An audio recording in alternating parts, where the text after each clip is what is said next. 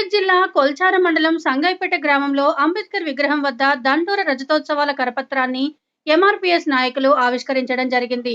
ఈ సందర్భంగా ఎంఆర్పీఎస్ జాతీయ ఉపాధ్యక్షులు పొర్రా ప్రభాకర్ మాట్లాడుతూ, హైదరాబాద్ రవీంద్ర భారతిలో జరిగే దండోర రజతోత్సవాలకు మాదిగ ఉపకులాలు, మాదిగ మేధావులు, ఉద్యోగస్తులు, విద్యార్థులు, మహిళలు, కళాకారులు వేలాదిగా తరలిరావాలని పిలుపునిచ్చారు. భారత ప్రధానమంత్రి నరేంద్ర మోడీ ఈసారి ఎన్నికల్లో కూడా ఏబీసీడీ వర్గీకరణ చేస్తానని చెప్పినారు కాబట్టి వర్గీకరణ అతి తొందరలో చేయాలని డిమాండ్ చేస్తున్నామన్నారు. లేని పక్షంలో భవిష్యత్ కార్యాచరణ ప్రకటిస్తూ త్వరలో పార్లమెంటు ముట్టడి కార్యక్రమం ఉంటుందని డిమాండ్ చేశారు. ఈ కార్యక్రమంలో రాష్ట్ర కార్యదర్శి ఎర్రోళ్ల సంజీవయ్య మాదిగ, పుర్రా మహేష్ మాదిగ, బాలరాజు మాదిగ, రాజు మాదిగ, దేవయ్య మాదిగ, గిరి మాదిగ, జాను మాదిగ తదితరులు పాల్గొన్నారు.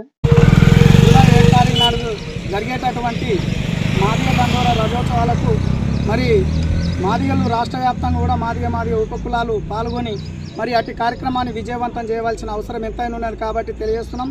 మరి మాదిగ ఉద్యోగస్తులు, మేధావులు, మరి విద్యార్థులు, మహిళలు అందరూ పాల్గొని అటు రవీంద్ర భారతిలో జరిగేటటువంటి ఉత్సవాలకు ఖచ్చితంగా ప్రతి ఒక్కరు కూడా పాల్గొని విజయవంతం చేయాలని మేము కోరుతున్నాం.